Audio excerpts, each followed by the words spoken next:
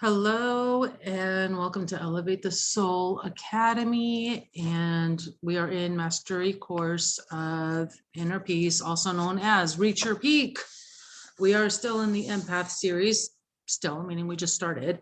We are in the third class, and I'm going to try to cover two sections, two very important sections today, but the overall topic is going to be about empaths and relationships.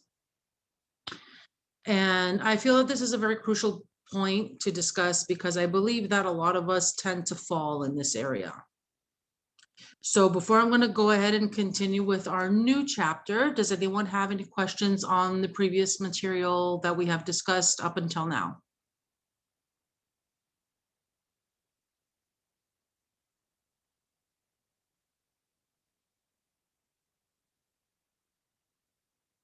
No?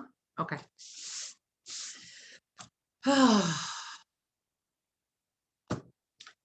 Empaths and relationships.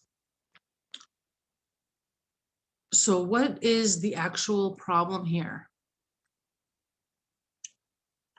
Let's start with the topic. In the main topic of empaths and relationships, empaths and addictions. Empaths very often, commonly self-medicate in order to ease the discomfort of being overstimulated. And they do that by turning to either alcohol, drugs, intimacy, food, gambling, shopping, other addictions like Netflix, Hulu. And when I'm referring to Netflix and Hulu, I'm talking about not just a show watching here and there. I'm talking about like you can't go one evening without, like you have to, it's your feed. And some of us use this as a de-stress. Now, why do we do this? Why do we turn to alcohol, drugs, intimacy, food, and the like?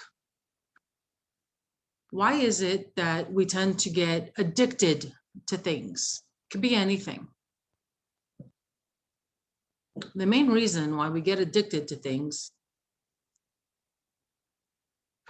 is because we feel the need to numb ourselves in order to shut off our thoughts and our thought process, our feelings, to diminish the empathy experience because it's too much, though not everyone is aware of this.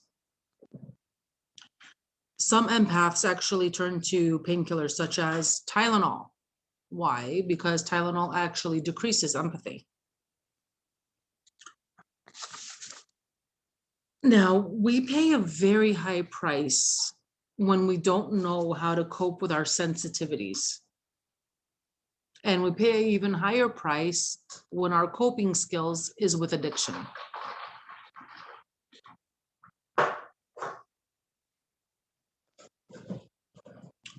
All of the stimulations that we go through, they exhaust our body, our mind, our soul, our spirit, and all it does in return is create illness, depression, more anxiety as we try to manage the overstimulating world. At the very best, our addictions only satisfy a short-term relief from what we know as the sensory overload. But in the long term, they stop working and they worsen the feelings of being overwhelmed. Now, I know also many rabbis have many lectures about this, like what is true happiness? We could also discuss what is happiness in the same and connect it to empaths and addiction. And how do I get to this point? We think that if we binge watch a series on Netflix, that's going to make us happy. Or we think that if we're going to go clothes shopping, on a shopping spree that's going to make us happy. We think that if we are gonna, I don't know, I mean, whatever addiction it is that you have, we subconsciously think that if we do that, we're going to be happy. But the problem is, you take away that addiction, you're going to feel empty. Does that make sense to all of you right now?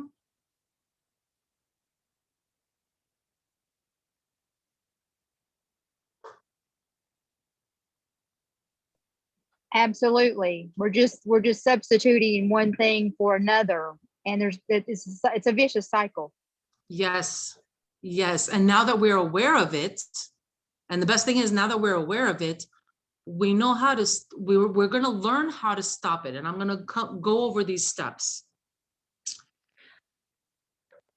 Another thing that's mentioned over here, which I found very, very, very fascinating. Dr. Judith Orloff mentions in her book, in the Native American tradition, it is believed that alcoholics and addicts, remember, addicts doesn't only reference to drugs. Addicts could be anything that you are addicted to. And addiction technically means is something that you cannot deal without. Like, you'll go nuts if you cannot watch your series, or I don't know, eat a pizza every Thursday. It's an addiction, having pizza every Thursday. You're not having it every day, but you're having it every Thursday. And you make sure that you're going to have it every Thursday. That's called an addiction. So not to have the addiction is the ability to be able to deal without. So in the Native American tradition, it is believed that alcoholics and addicts leave themselves vulnerable to being possessed by negative forces, meaning negative energy, negative people, negative entities, because the substances keep them from being in touch with their inner self, making it easy for negativity to take hold. That is the last thing any of us wants to happen. Again, I'm going to repeat this. When we are stuck with our addictions, whatever it may be, we are actually empty, because we are relying on an external force for our inner happiness. Does that sound familiar? Didn't I cover that in the beginning of the course? So in order for these negative energies, okay, and these energies could be environmental, it could be with people, it could be many things. In order for that not to overcome you, take over, or even affect or influence, you need to take away your addictions. And you need to learn how to find your own inner peace. This is what this course is about.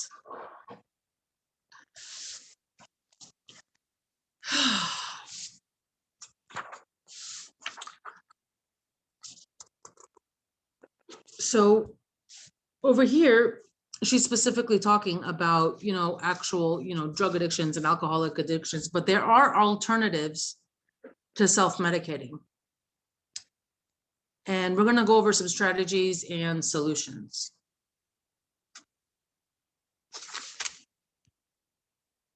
So what I'm going to do, where is it? Give me 1 second.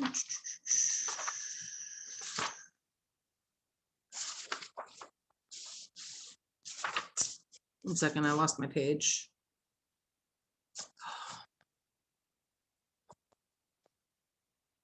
'58. Oh, thank you. Okay.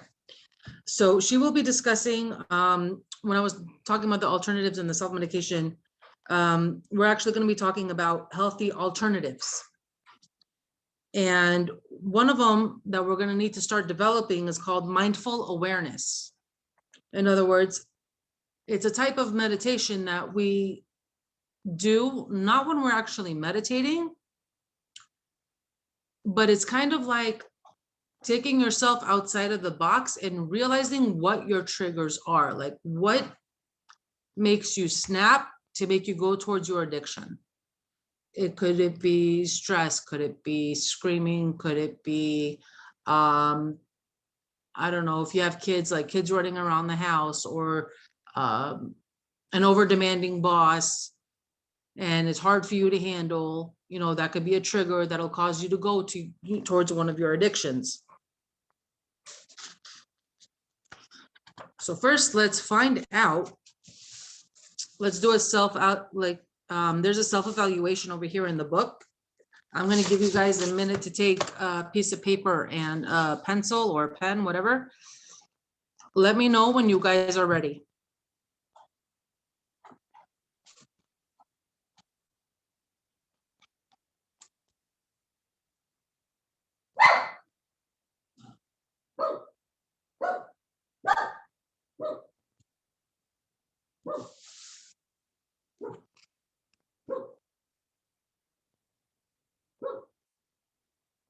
Charlie, stop.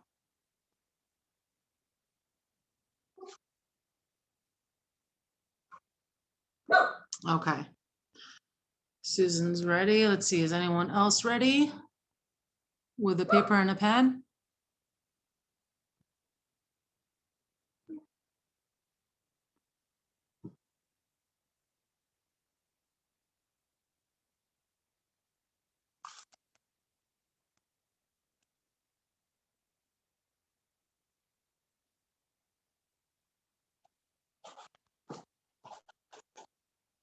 Okay.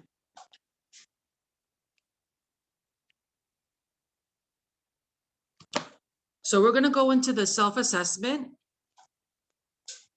and the self-evaluation. So not alcoholics or addicts absorb other people's energy, but many do. So let's ask ourselves a couple of questions, and I'm going to go slow in case you guys want to write these down. These are fairly short. I turn to my addictions when I am overwhelmed by emotions, whether mine or another's.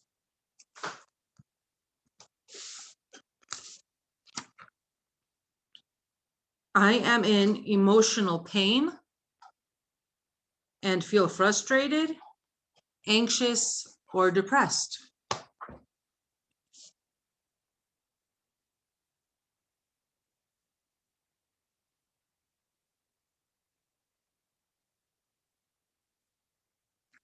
When my feelings are hurt,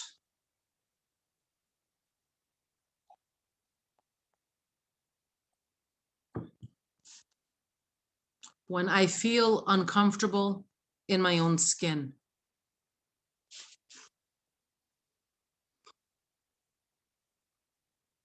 when I can't sleep,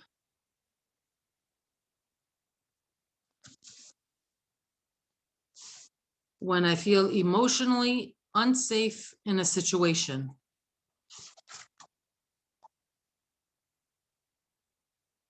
when I feel criticized, blamed, or rejected,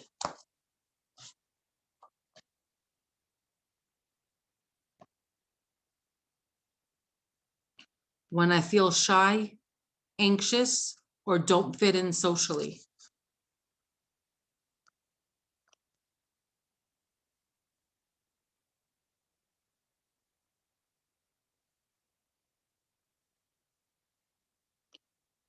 when I'm isolating at home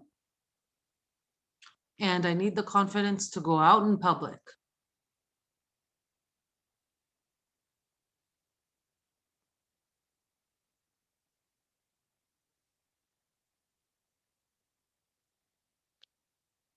when I'm tired and need an energy boost,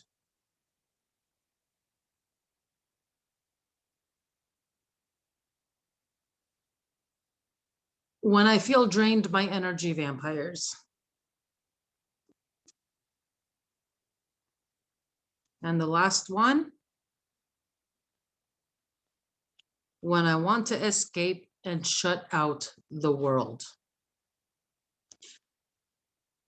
Now, this is what we're going to do with the self-assessment.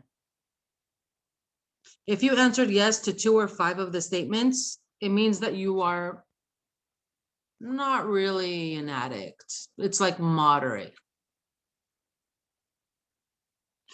If you answered yes to 6 or more of the statements, it indicates that you are largely coping with your sensitivities by engaging in addictive behavior.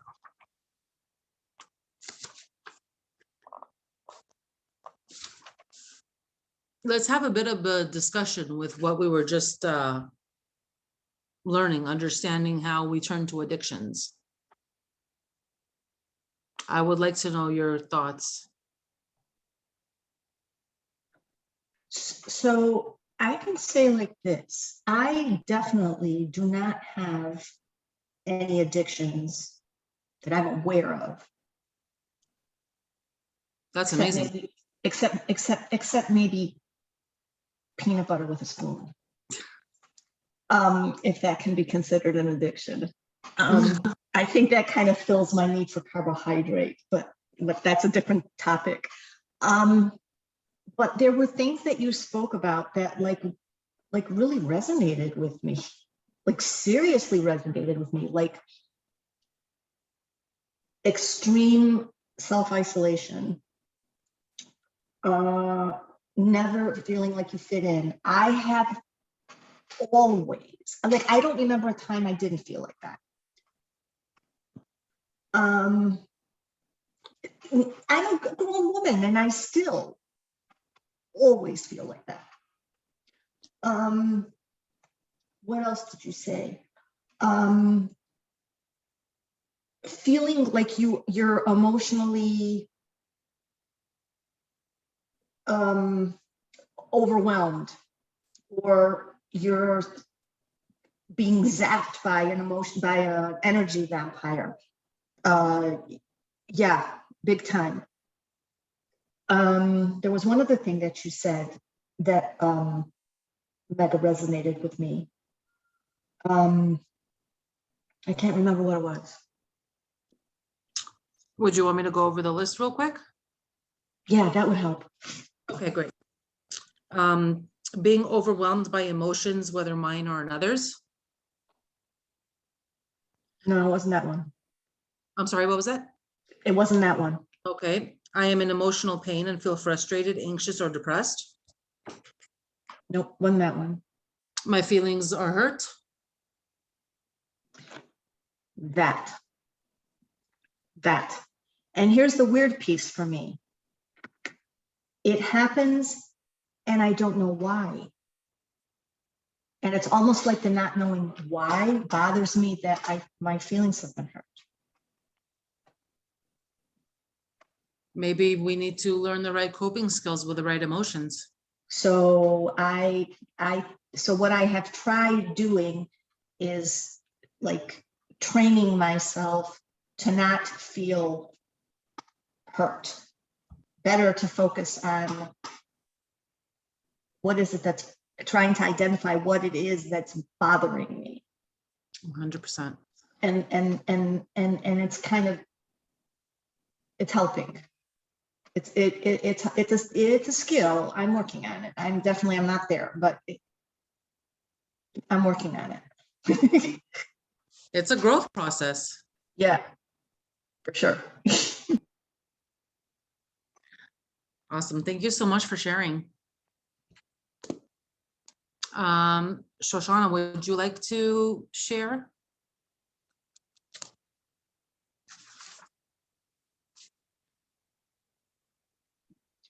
Well, out of all those, I had 2 yeses. I think it's just 2 yeses? only 2 yeses. You're doing a better job than I am. That's awesome. Yeah. I mean, I used to overeat a lot with all of those different things, but I'm I'm on a program through my insurance to lose weight.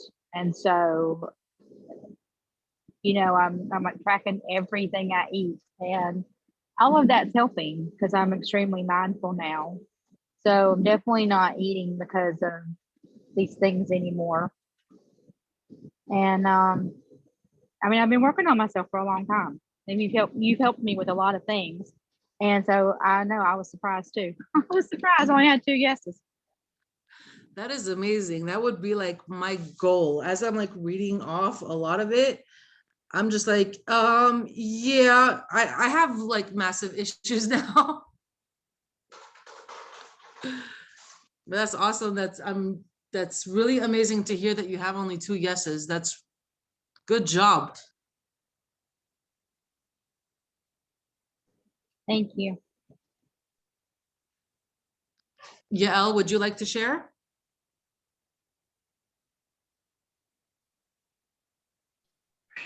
I had a lot of yeses.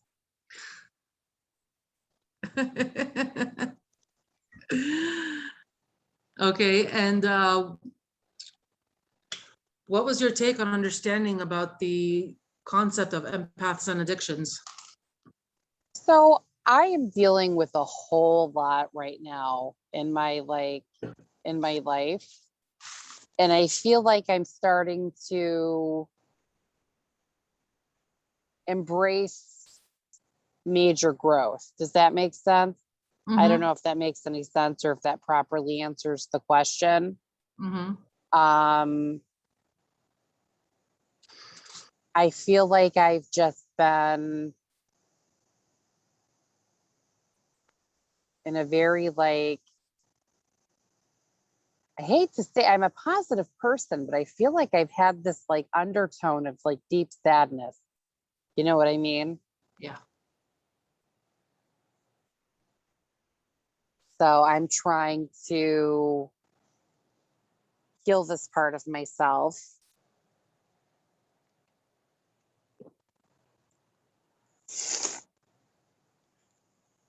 Bezat Hashem, God willing, may God give you the strength to be able to handle and cope and deal with all situations, properly and accordingly.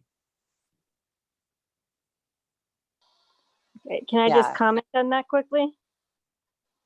Sure, go ahead.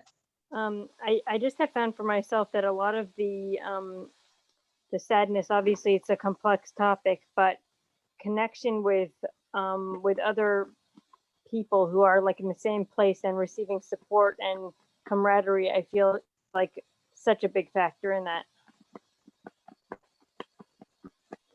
Yeah, 100%.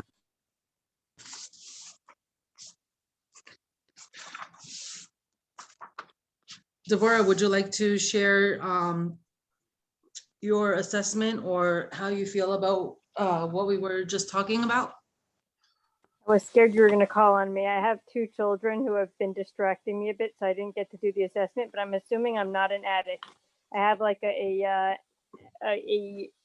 hyper non-addictive personality. All right, so that's a good thing.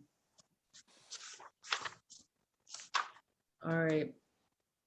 So, oh, yeah, so I don't forget, Yael, I wanted to say thank you so much for sharing, and same with Devorah. Oh, my pleasure. All right. Self-awareness in any field, in any aspect, is the most liberating. It is the time we're able to actually take ourselves outside of our fight or flight and look at the bigger picture. Because only when we see the bigger picture, we can see what's actually going on. So self-awareness is 100% liberating. And you know what? When it comes to all of these assessments, no shame, no blame. We're all here to help one another, to grow, to understand, what's going on, what's causing our sadness, what's causing our depression, what's causing us to think like this or behave like this or do that. We are all here to support one another and to grow. So first it is, when it comes to the self-awareness, what we have to do, I'm going to name you 3 steps. And the first step is, it's necessary to identify what your addiction is. Do an honest assessment of how much you turn to your addiction, how often, what is it that you do daily, weekly, and how often you use it in order to cope.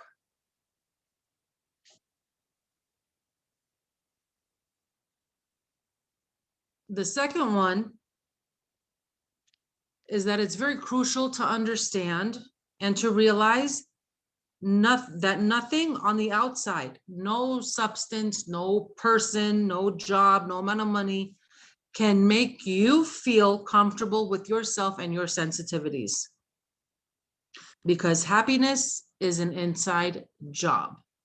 And we're going to also be covering that when we finish the Empath series, when we start getting into Imuna, Bitachon, Hashkafa, inner peace, my dears. Bezat Hashem, we'll all learn it. Third, always have an ongoing plan to address your addiction. So let's say, for example, if you have something that's very, very, very, very, very hard to cut off, try to rearrange it a little bit. Instead of, like, let's say, I'll give you a personal example, okay? I'm in the process of quitting to smoke. I realized that that's an addiction that I have. I mean, I've been smoking for 20 years at least. And I realized that with my growth process, I cannot grow completely if I'm holding on to something that identifies with my past. So if I really wanted to develop into a brand new me, then that's got to go. Now, I'm not the type that could do cold turkey. Some people can, I cannot. So what did I do? I started breaking certain habits. For example, I would go and have a cup of coffee, my cigarettes outside first thing in the morning, right after I brush my teeth. Now, I start preparing other, like my kids' lunches, the water bottles, chill inside the house a little bit. Maybe 5-10 minutes before I leave the house, I go outside and I enjoy my cup of coffee with my cigarette. I'm breaking that cycle. I'm breaking that habit to the point where if I don't have that coffee outside, I will be okay. Does that make sense to everybody? To be able to plan to address the addiction. If you can't cut it off cold turkey, make a plan to reduce it to the point where if it gets reduced to the point where it's almost non-existent, that you will be okay. Now, it's okay if, like, you're not going to go down like immediately, you know, or in drastic steps, you know, because all of this is a process. We have to enjoy it in a way, because we're developing this new us, and we have to appreciate and savor every moment of change. And it's okay. Baby steps. Can I ask a question? Yes, you may. Are you in favor of the 12 steps? If I'm in favor of the 12 steps, I believe a lot of the 12 steps have is in relation to Hashkafa. I personally went to AA when I was 21, 22. No, I am in favor of it. I'm just wondering why, like, I'm saying you didn't mention it specifically, so I'm wondering if it's, you have thoughts about it. I think the 12 steps are absolutely amazing. You know, if it's easy, it's very easy to Google the 12 steps of AA and just apply it generally to whatever addiction that you have. Right, but I'm saying, but to do it like more in depth with a sponsor and like really have that, also that human connection element, I feel like is such a big thing. I mentioned it before, so it's obviously something I really believe in.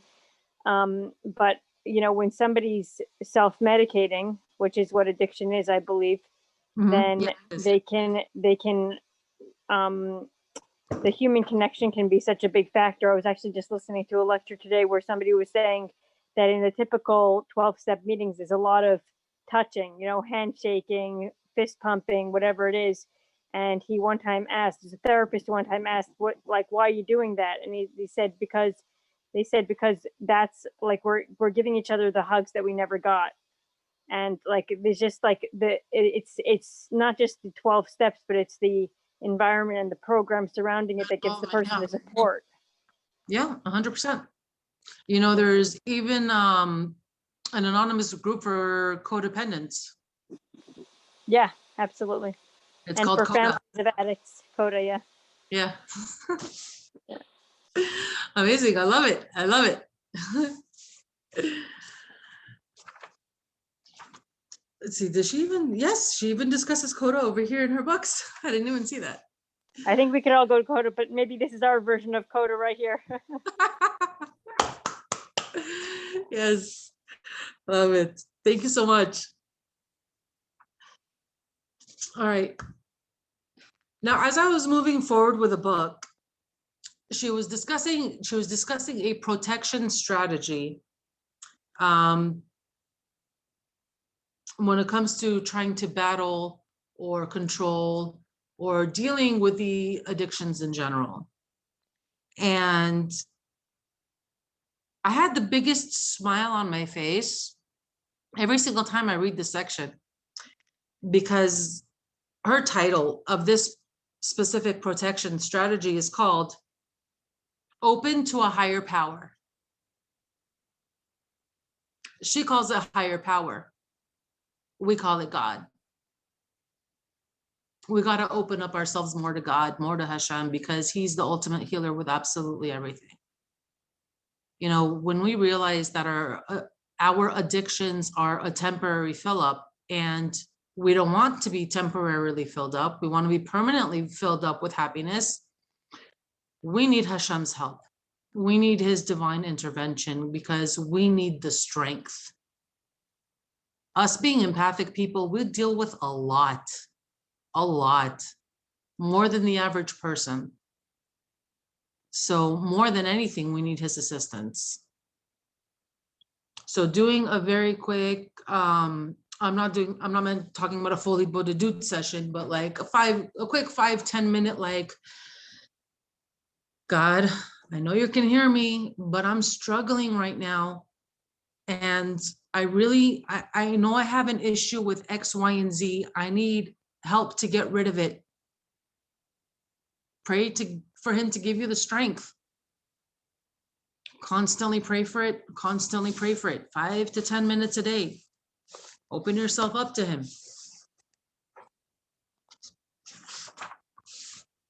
When we put ourselves in Hashem's hands, and we know that whatever Hashem gives us is for the ultimate best, which we will be covering in Emunah, Bitachon, and Hashkafa next session. We know everything's for the best. We will be able to get our strength from him with every single situation. Even to the point where you could say, I don't have strength for this. I can't go on anymore. This is too much. This is this, this is that, this is this. And you have no idea where you were able to gather that extra ounce or 2 ounces of energy or strength left to deal with another obstacle that was just thrown at you without having a break. So we're always going to merit to divine intervention when we put ourselves in Hashem's hands.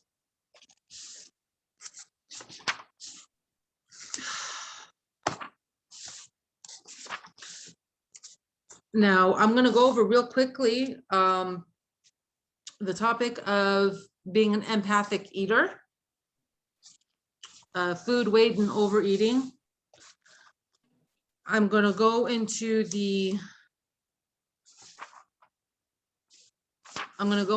assessment, because I know that there's there's a few in the class that would like to go over this topic, but they're just not in class yet, or I don't think they'd be able to tune in today.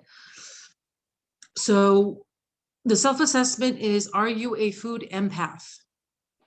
And if this doesn't apply to you guys don't have to write it down. I'm going to read it slowly, so whoever is writing it down will have a chance to write it down. If not, you guys can listen to the recording later and write it down, or wait for the materials to come up on the student portals. So the first question is, do you overeat when you are emotionally overwhelmed?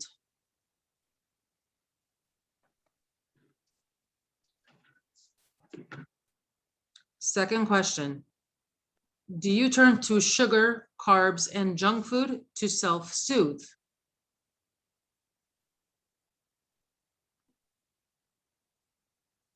Next question. Are you highly sensitive to the effect food has on your body?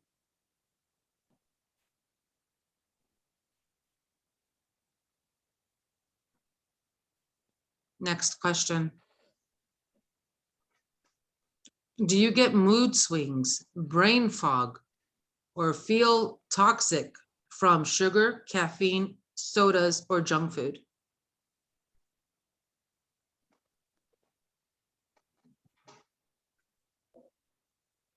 Next question. Do you have food allergies and intolerances such as gluten or soy?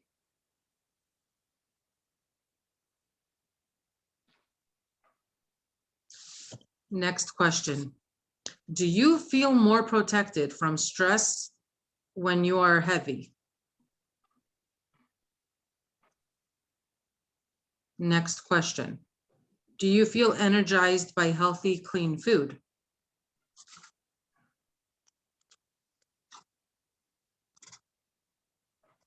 Next question. Are you sensitive to the preservatives in the food?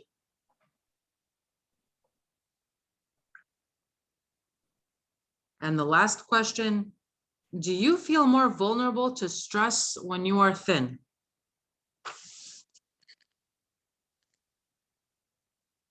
So here's how to interpret the self-assessment. Answering yes to 1 to 3 of the questions indicates that you have some tendencies of a food empath. Answering yes to 4 to 6 of the questions indicates that you have moderate tendencies towards being a food empath.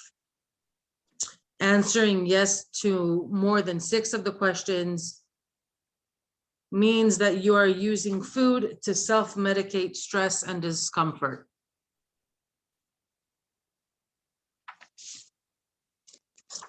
Now, over here, there's going to be the 10 guidelines for the empathic eater. I'm not going to go into the absolute details. I might write it up in the class notes when I put it up on the student portal, but I'm just going to say the main topic of it. So the first one is breathe the stress out of your body. Number 2, drink water.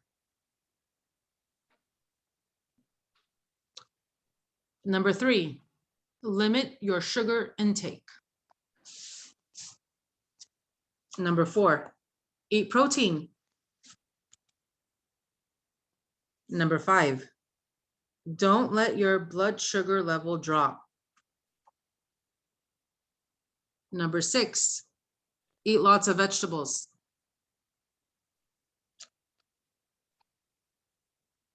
Number 7, healthy fats are good for you, like omega-3 and the such. Number 8, limit your caffeine intake.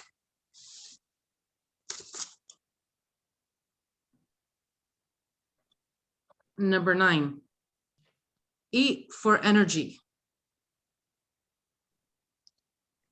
Now with eat for energy, empaths flourish on alive foods. Alive foods have a glow. Fragrant, delicious, energizing, organic, free of chemicals and preservatives. Dead foods have a dull or tired look. They lack fragrance or unsatisfying. They zap our energy or add none. And the last one is get tested for food allergies. Rivka, I just have to say this. Yes. I'm on a raw food diet for the past like 7 months. I just have to say I'm doing pretty well on all these things. That is awesome. That is really awesome. I have yet to change my diet. I've always wanted to, never had the courage or strength to actually do it. God willing, one day I will. I don't think Well, I'm if you ready for decide it to, you know who to talk to now. yet. I hope one day I will be able to. Now, if you guys could write down this empath affirmation, I think it's really amazing. So the affirmation is, I will listen to the wisdom of my body. I will eat a healthy diet. I will practice self-care to heal my addictions and stay physically, emotionally, and spiritually balanced. Can you, What was that? can you read that again slowly? Of course. I will listen to the wisdom of my body. I will eat a healthy diet. I will practice self-care to heal my addictions and stay physically, emotionally, and spiritually balanced.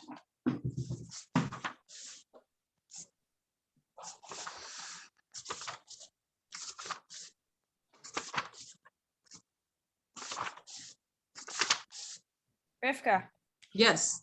can I say something? Yep. Hey, I was listening. I joined in late, but I did the assessment that I did on the food empath. I came up as moderate, but it's kind of interesting because I don't really eat. And I noticed that I used to be on a different kind of diet where I didn't eat gluten, no dairy, a lot of things. And I got sick because I didn't know how to do it properly, I guess, or whatever. But I noticed that once I implemented gluten, dairy, and all that back in, I have not been feeling good at all.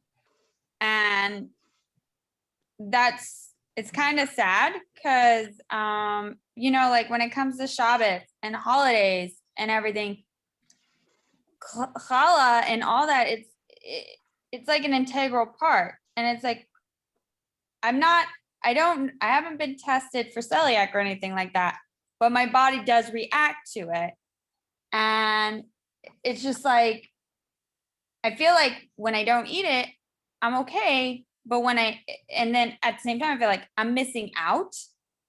And I remember going to people's houses during the time, and they would always they would sit there and say, we don't really like, they literally admitted, they don't like inviting me over. Because of your diet restrictions. Because of my diet restrictions, there's not much that I could eat. So I said, oh, no, I can. I just, I shouldn't. Because it was like, that's my medication. A lot of people, they get a medication for this disease or that disease or whatever. But my doctor found out for me, I have to eat a certain way. I actually have to eat organic fruits and vegetables. I have to eat meat that has no antibodies, no nothing. I have to be very, very strict with my meat, my fish, everything. And I always have to read ingredients. I could spend hours in the store, which is a nightmare, just because I have to read ingredients and be careful. And people were like, well, at this time I was trying to do a detox. So I wasn't eating rice. I wasn't eating anything. And then when I started putting it back in, they found it as more of an inconvenience to invite me. And I kind of got hurt by that because I was like, what? And then when somebody did invite me, knowing my food allergies, and they said they would cook a certain way, they actually didn't. And both my son and I got sick at a holiday table for Pesach. Because we literally specifically said what we couldn't eat, but they didn't care and thought it was just a fad. And I'm just like, but it's not a fad. It's not. It's like I have an autoimmune disease that's running rampant through my skin that I cannot take medication for. And I have to be on a special diet, and everyone finds it complicated. So my question really is like, when I was answering your questions on the food empath, I was saying yes, because that to me, what I was saying yes to was healthy eating. How I have to be with my diet. I have to be particular and make sure there's no preservatives. I have to make sure the food is clean and live, like you said, and everything like that. I'm very picky, but Right. I'm not eating when I'm sad or angry. I'm actually doing the opposite, but I mean, I eat when I need to eat. Does that make sense? 100%. Okay. So I just wanted to say that. And I saw Deborah message me and said, come to me to visit me. I was like, I should, huh? That raw food diet sounds really interesting. That's awesome. Yeah, but I just wanted to share that because even though I'm a moderate food empath, it's, in my case, I feel like it's a little different. Does that make sense? Yeah, 100%. But I missed the first one where you were talking about addictions. I came in at the end where everybody was giving their thing because I've been scatterbrained today. I totally forgot class was at 5:30 and I saw the clock at 6 and I went, oh, we have class. And Raiden's all like, what? And he gets the computer ready for me.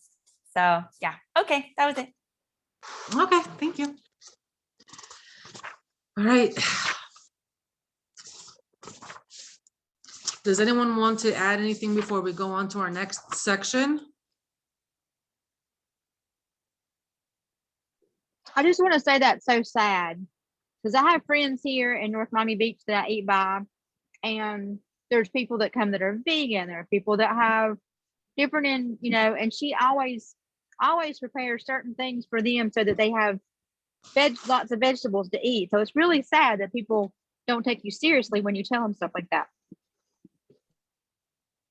Yeah, it is. It's very sad and it's very disappointing. Unfortunately, it's pretty common where we live. We live in the same area, so. Thank you, Hi. Susanna, for your words. It is true. And like Rivka was saying, we do live in the same area and she knows that, and it is very hard here. It's not the same. Unfortunately, it's not the same mentality. It's kind of like what a rabbi says. There's quite a bit of rude people here. And it's really sad when it's in the community and you're trying to fit in, you're trying to find that community vibe and you just can't. Once they find out, oh wait, you can't do this or you can't do that, they're like, never mind, don't come over. Or oh my gosh, if you're a single mom, it's like a big X. They really don't want you around. So it's just kind of one of those things here that Rivka and I are very I would say 100,000% very familiar with in where we're from.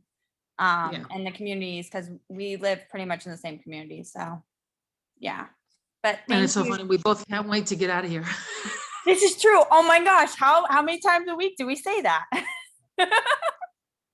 Okay. Well, come down here to North Miami Beach, okay? I mean, I know this is not, I know we're breaking into the class, but I feel like this kind of stuff needs to be discussed. So, you could have like gluten-free matzah. They make gluten-free matzah. The people could always, you could you had to give them to before Shabbos. You could give them a box of gluten-free matzah and they just bless the gluten-free matzah with the bread and then you could have that and it wouldn't hurt you. Exactly. Anyway, there's all kinds of options. Oh, I know. mean, I've gotten the gluten-free shmur matzah. It was oat matzah. I ordered it. It was great. I've gotten the gluten-free regular, but it was the actual like meal. They made matzo ball soup. And they did the gluten one and they thought that the gluten-free thing was just a fad. They thought it was just an intolerance thing and wasn't an actual allergy, wasn't a real thing. And I actually got sick and my son got sick. So it was a big no. It was a Pesach. It was a Passover. So we just stay home if y'all want a new community, come to North Miami Beach, Florida, okay? Becca, I think we got to move to North Miami Beach, Florida. So, I mean, this time last year, I was in the hospital. I was in ICU with COVID pneumonia. I remember. These people in this community, they sent me goodie bags to the hospital. after the first week or two, the hospital finally agreed to let me have challah and grape juice, so I could celebrate Shabbos. And they sent me these pretty plates to eat stuff with, and they sent me little kiddish cups. And when I tasted the salt for the first time, because for some reason they weren't giving me salt, my blood pressure was like 90/60. I needed salt. They sent me salt, so I knew that I was going to live when I was able to make hamotzi and have salt and have bread and have wine. Anyway, and then when I got out of the hospital, these people rallied together and I had food delivered to me twice a day. And I mean, it's just a That is beautiful thing. beautiful. It's beautiful. That is beautiful. Okay. Okay, I'm done.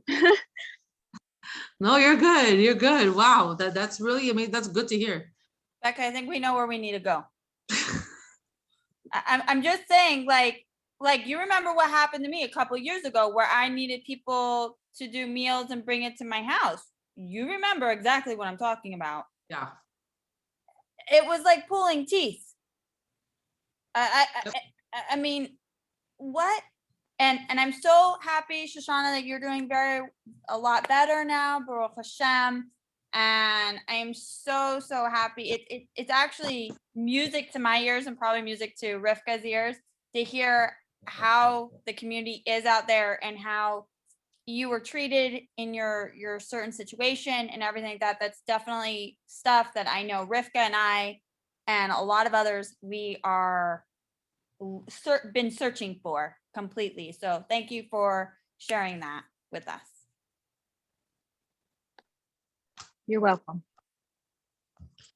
All right. So now we're actually going to be getting into the actual topic of empaths and relationships. We had to do the addictions because a form of relationships can also be an addiction. So now let's get into it. Empaths have special challenges in intimate relationships because of their intense sensitivities. Like I mentioned in one of my classes, we love hard.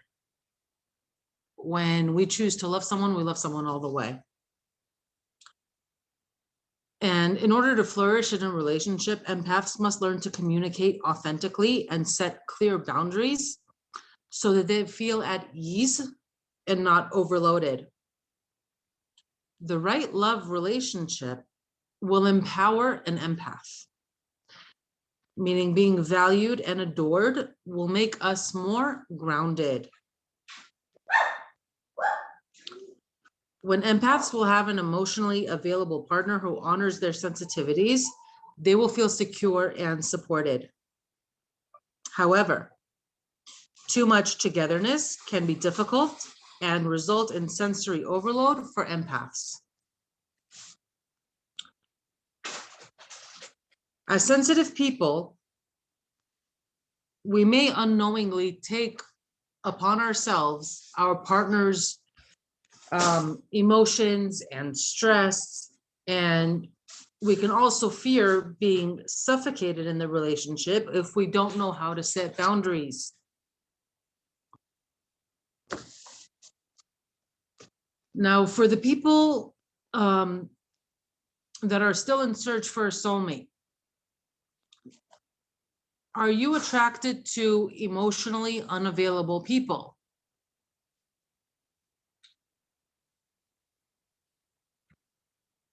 It's asking this question, it's because we have a tendency to be pulled.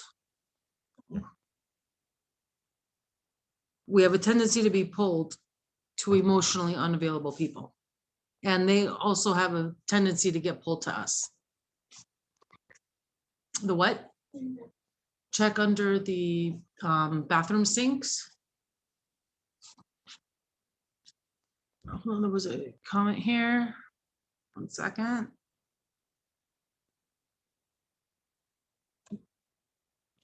So Devorah was mentioning that she's very affected by her husband's emotions. Me too.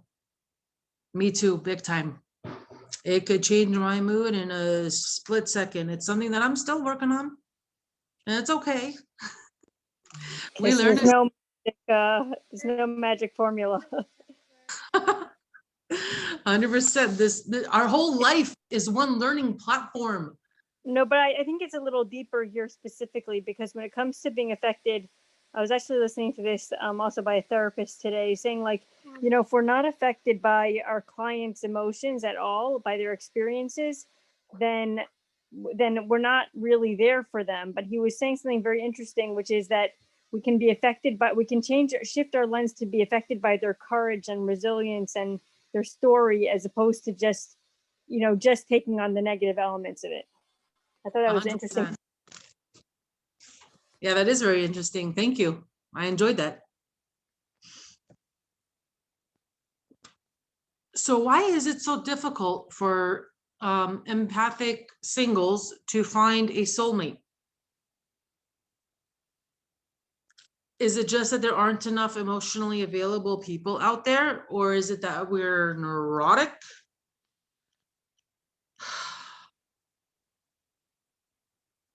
One of the contributing factors is that empaths and relationships, I'm not specifically talking about, you know, marriage, I'm talking about like singles that are dating.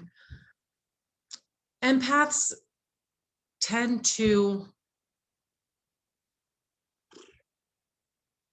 put the wrong things at the table at the wrong time. We're so overloaded and we haven't learned ways to distress or where to focus our energy or what to replace our addictions with. And we're like on a hypersonic drive. And especially for those that are single, there's nothing that you guys want more than to find the one. Now, when this happens,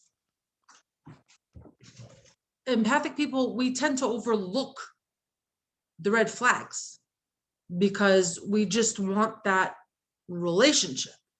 If you manage to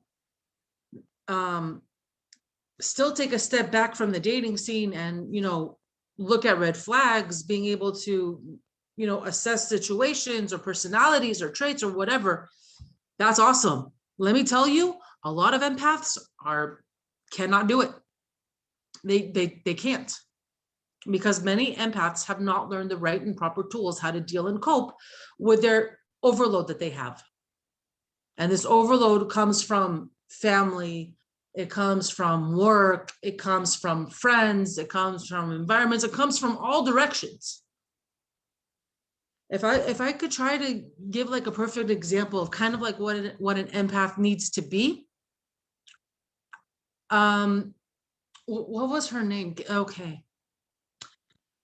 I don't know if any of you guys have seen the Hunger Games or, you know, seen any clips of it or whatever, but to be Katniss Everdeen, being able to have eyes on the back of her head and be alert in a 360-degree position.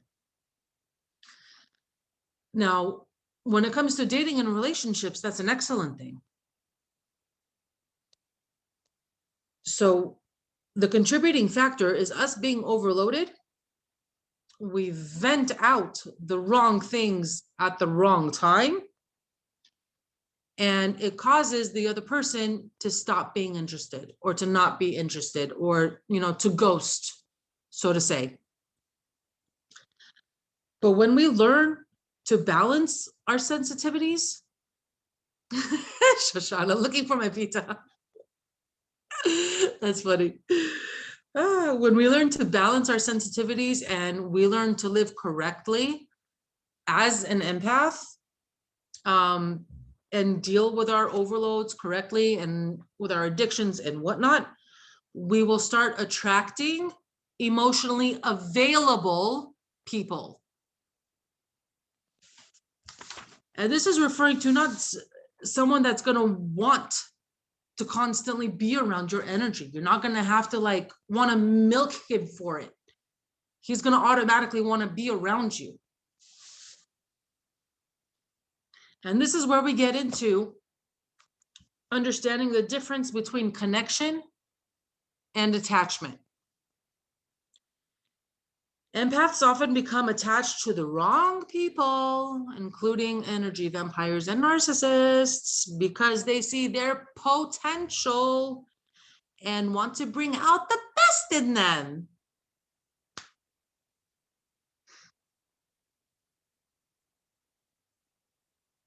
I just got so much to say on that topic. I could probably give a whole Ouch. class.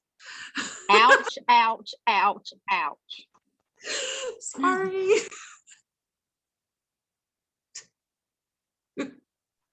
It's okay. Treat me how to be better so maybe I can find my PETA. Oh my God, I'm laughing so hard. I almost spit out my coffee.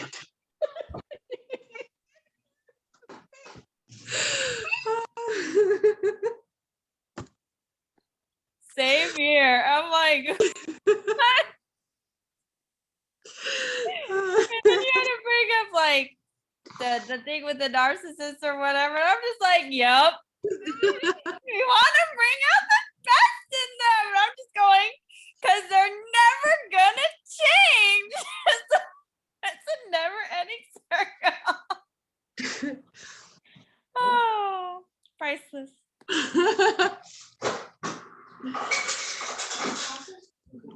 So one of the main things that we feed ourselves when it comes to these people is this person Can I- just needs. Can I make a comment / ask a question? Sure. Now, people say things like, I just want to say I do have 2 children near me, so I'm just gonna, just if you answer me, just be sensitive to that. That addicts, codependence, if you marry an addict or you're in a relationship with an addict, that means that you are a codependent. And I feel like, Kay, you were saying the empath is more likely to attract this kind of partner if she hasn't had things in check. But I feel like it's like too much responsibility. Like I feel like I don't know how to say this. I just feel like it's like, no, it's not that everybody who marries an addict is a codependent. It's that we're basically all codependents, and some codependents have the challenge of being married to an addict and have to take that road to recovery. But it's very harsh on a person to say, oh, if you married an addict, that means that this is your problem. It's their problem. It's not the person's problem. Yeah, 100%. I agree with you. And like I mentioned when we were going over the codependency character traits, I believe that a lot of those traits just basically plain and simply, no matter how complex they try to make it seem, it's basic human characteristics. Yes, but But a if, lot of us fall very deeply in the okay, it's not that we fall very deeply. I would probably say this: the ones that are codependent don't know how to put the boundaries or don't know where to put the boundaries. Does that make sense? yeah, I just think that it doesn't mean that anybody who's like, okay, let's say me and my friend are both equal codependents. It doesn't mean we're both going to marry addicts. I might marry Mr. Totally not addict, healthy, emotionally stable, and she might marry somebody who's an addict, or vice versa. I just think it's like these things are beyond us. They're really in God's hands. Yeah, 100%. Thank you. So when it comes to being attached to the wrong people, and potential, we tend to feed ourselves these types of reasons. This person just needs to be loved.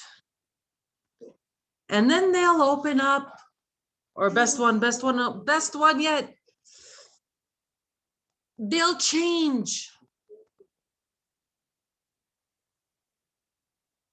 I just can't.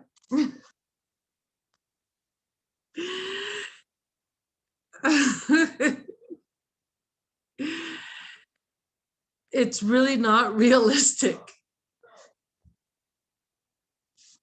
A healthy connection is when partners are mutually committed to the relationship and they both want to open up their hearts to each other. In contrast, attachment is when we cling to someone with a death grip, hoping that the person will change.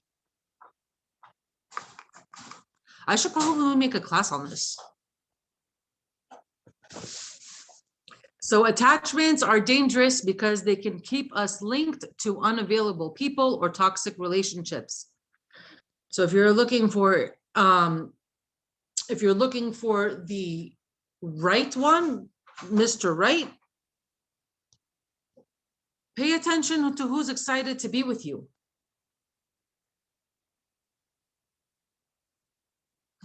Oh, Devore made a funny comment. Let me see what that is. 1 second, you guys. So it's not all the female's responsibility to change the man. Absolutely not. We are responsible to change ourselves. We are responsible to be the best role models that we can be. There are a bunch who will give that impression, like make it all the females' fault and responsibility. So it's a sensitive issue. Yeah. No, we are all responsible for ourselves, you know, but we need to be role models. All right. Let's do let me see first if I can go over this. Yeah, I can. Okay. So let's go over the self-assessment. Am I a relationship empath, or am I an empath that's affected by relationships, in other words?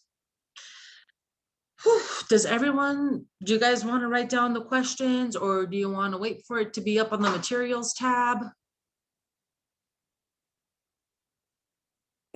Now, I'm doing this right now. I need all the help I can get. Okay, awesome. So I'm going to try to read it slowly. So first question is, do I absorb my partner's stress, symptoms, and emotions?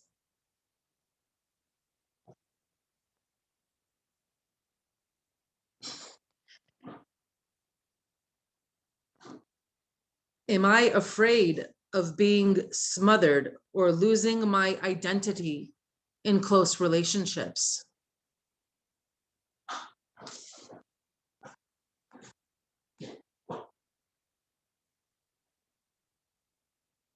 Does too much togetherness make me anxious?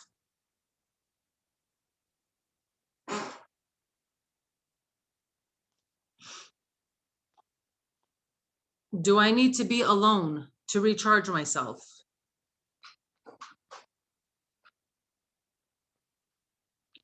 Do I sometimes prefer sleeping alone?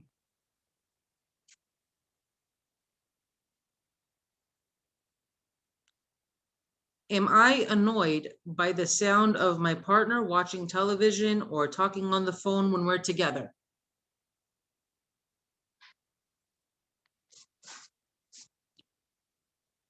Are my feelings easily hurt?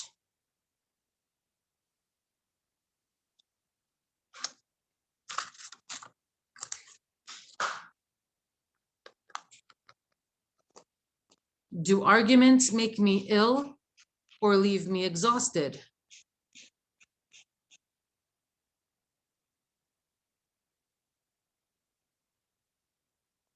Do I have difficulty setting boundaries and asserting my needs?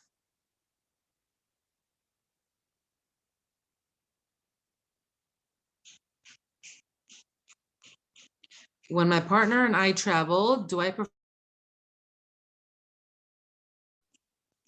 So before I go into how to interpret your answers, Devora Leah had a question or a comment. Yeah, you said before that, like, I forgot exactly the words you used, that you should look for a partner who's interested in you. So I just want to Correct. comment, this isn't from personal experience, but I have heard specifically with narcissistic people, anybody who has experience with this can say if it's true or not, that they start out like overly romantic and overly sympathetic and overly just so caring, and then slowly they start getting up on a person for the smallest things and turning everything against them. And it can happen so slowly that it only once they're married, several months, 6 months, a year, those things can start to come out and they become very extreme. So just, Yeah, I it's agree with complex. you 100%. Actually, next week's class, I'm gonna be covering energetic vampires and narcissists. Cool. And Jen wanted me to go over the last question, yeah? Okay, thank you. Thank you, Shoshana, you wrote that down.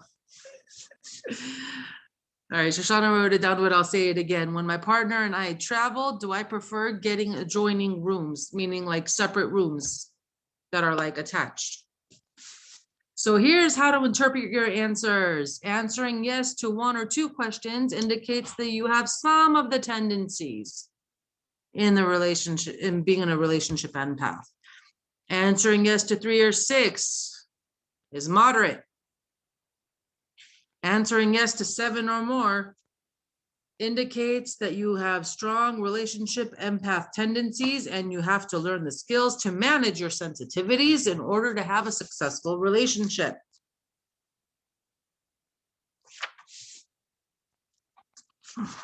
I'm not surprised.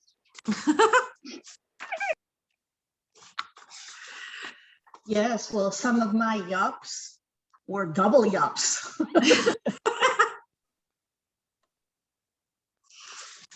I'm moderate here. And you know what? I'm like, because I'm single, right? But I'm thinking Right. about like the people I've dated or whatever, and just all them times, and I'm all like, you're asking the question, I'm thinking about it down memory lane, going, yes, no, yes, big time, 100%. And then I just wanted to say, back on divorce thing with the narcissist and stuff like that, I have personal experience with how those relationships start out.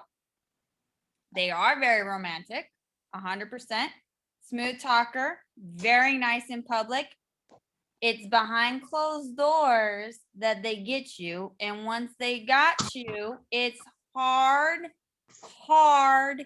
to leave. It's draining to leave.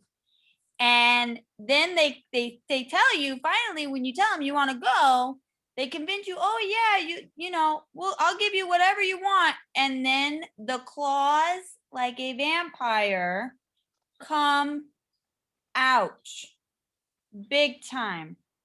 You could come into the relationship with stuff. All your stuff just became their stuff when you leave. I know this because Beck and I talk about it. I've dealt with it. So yes, these that's exactly how they are. And it's really sad. It's really sad, especially when you get stuck with marrying and having children with them.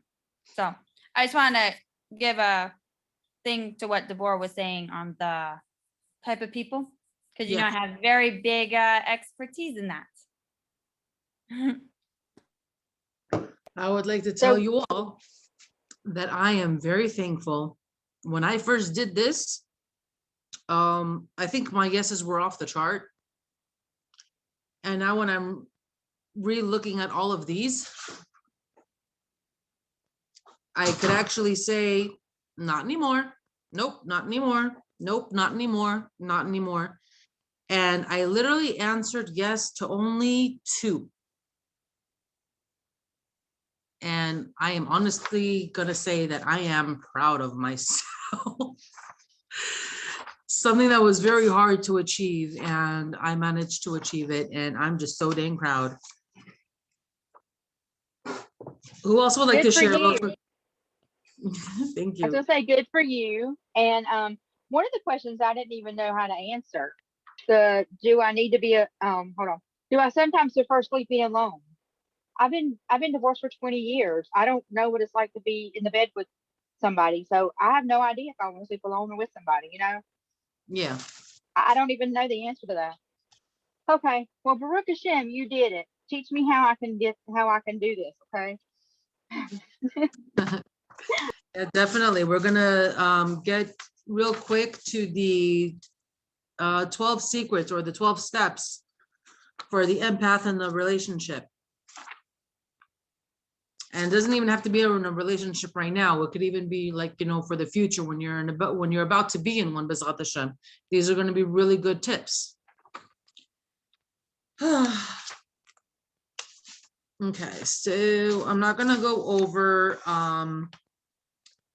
the person's partner, characters and their traits, because we're not talking about other people. We are talking about us right now. All right, so I'm gonna go into the 12 secrets for the empath in love. And again, it doesn't have to be current. It's good to know these 12 steps, these 12 secrets, for when you do B'ezrat Hashem, get into a relationship. Okay, these are very important and it'll help maintain a healthy relationship.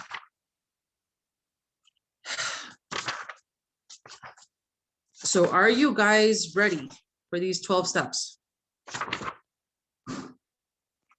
Absolutely. Awesome. Bring it on, Becca. I'm ready. Let's go. I mean, I'm not, Shoshana said how long she's been divorced for. I've been divorced for 9 years and not dating. So let's go. Hey, I'm ready. Okay. So the first one is value regular alone time to decompress and meditate. Which means it's okay if you guys are not 24/7 together. Nothing will happen if you take some alone time. And you could tell, and it'll be a red flag in a dating relationship if he's going to show signs of him having issues with you having alone time. Like if you want to go to the beach by yourself to decompress. Oh, can I come? No, I like being, well, why can't I come? I'm not going to bother you. Red flag. Doesn't respect your space, doesn't respect your alone time.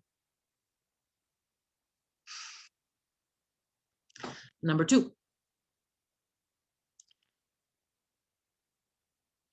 Discuss or plan out, schedule how much time you want to spend socializing. And this is especially for the introverts.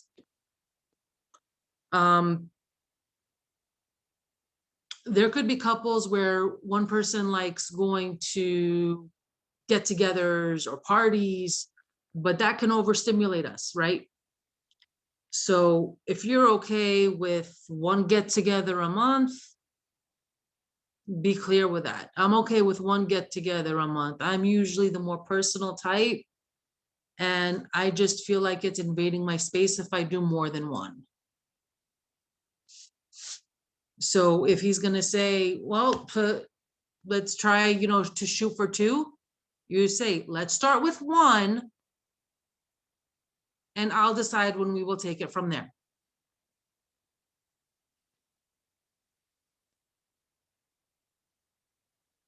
Number 3, negotiate and make adjustments in your physical space. Now, this doesn't always apply to everybody.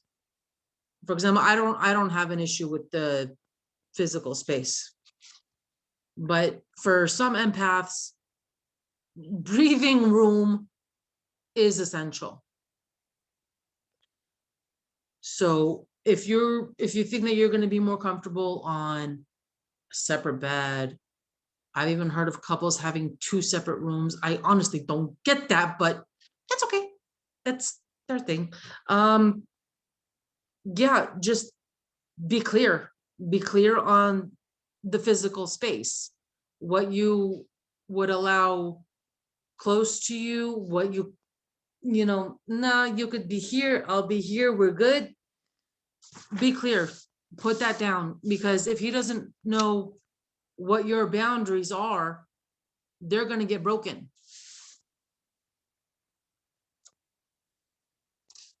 So if you have an issue with physical space, number 4 is going to be for those people, which is considered separate beds or bedrooms. I mean, there's a reason why the Jewish law, recommends, 2 separate beds anyways, to 2 weeks out of the month. There's a reason for it, so we won't go crazy. But yeah, having that physical space also can be very healthy, mentally, emotionally, spiritually, and psychologically. Number 5, focus on a single emotional issue and don't keep repeating yourself. We always have a lot of issues going on at the same time, but sometimes we don't understand or realize that it could be overwhelming for our partners as well, as much as it's overwhelming for us, because they don't get that whatever we feel, it's more intensified than what they feel. And imagine if you're also married to another empath. So that's just like,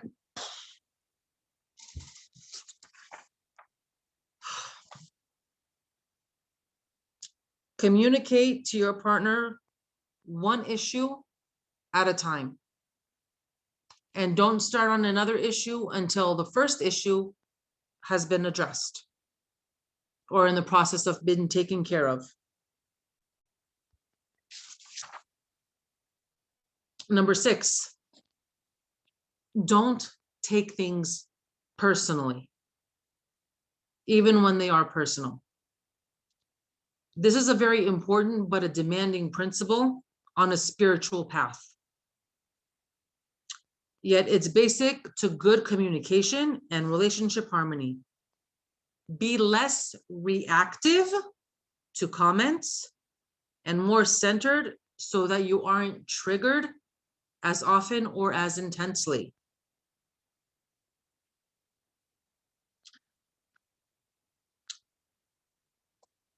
I wanted to give an example, something that I went through personally, regarding not taking things personally.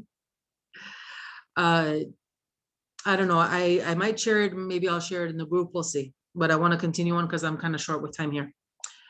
So number 7, use the sandwich technique. I know you guys aren't familiar with it. If those that are familiar with it, that's awesome. But the sandwich technique is make a request, not a demand.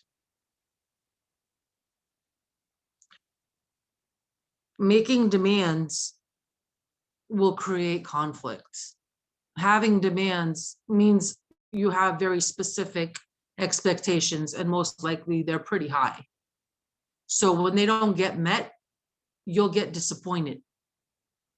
And then conflict will come about. So it's better off to kind of lower your expectations just a tad and utilize the sandwich techniques, which is please or thank you, not do this now, or do this or else. It's please and thank you.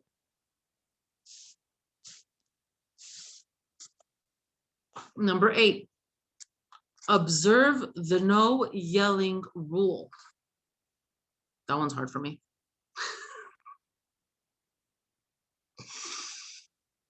And it's funny over here, it says empaths are overwhelmed by yelling and loud voices. I guess I was just so used to that throughout my whole entire life. I'm just, it's like neutral with me. But yeah, observe the no yelling rule. My daughter is sensitive to it. Number 9, don't be a people pleaser or try to fix your partner. People pleasing will never end. No matter how much you're going to try to please them, they're never going to be satisfied. They're always going to want more. There's a phrase in Hebrew that says, "Notnim etzba, lokchim et kol hayad." You give a finger, they take the whole hand.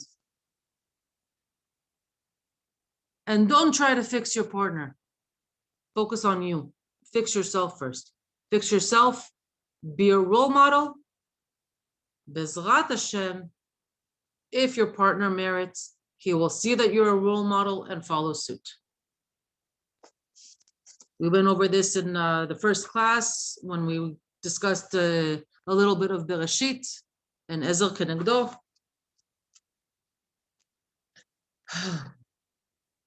Number 10, modulate the sounds around you. Empaths are usually quiet people.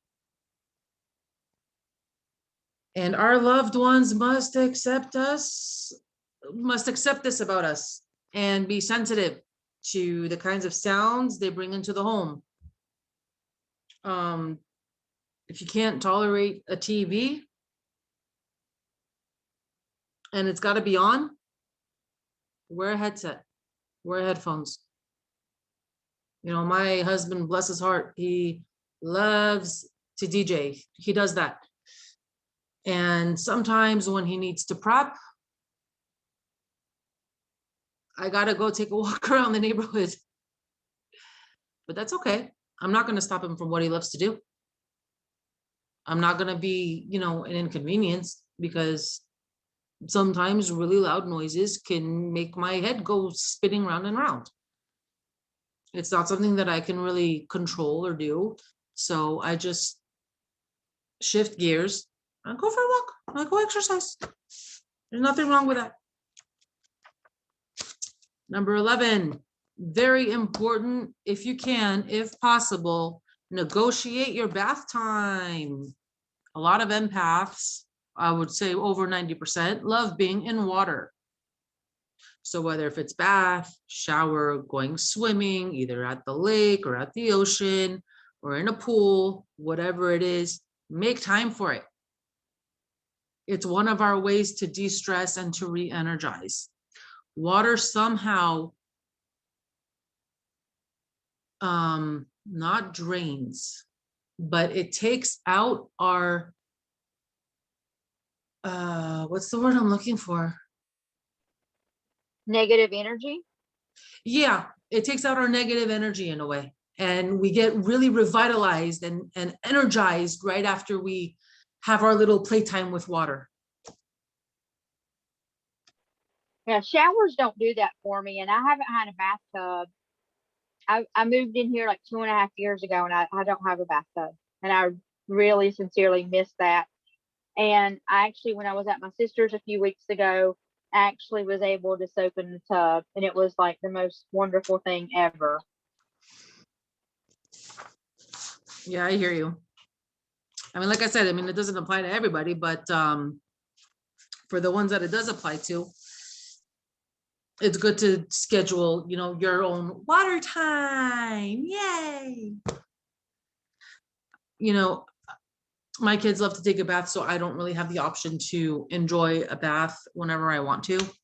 So whenever I'm in the shower, I just stand there as if I'm like under a waterfall, and I'm just imagining, like meditating, that as soon as the water hits my head, it's just draining away all the stress away from my body and into the drain. And it is so relaxing. It was like a game changer for me. And last but not least, number 12, play. We always tend to be serious, but we have to make time to play, to have fun, enjoy life.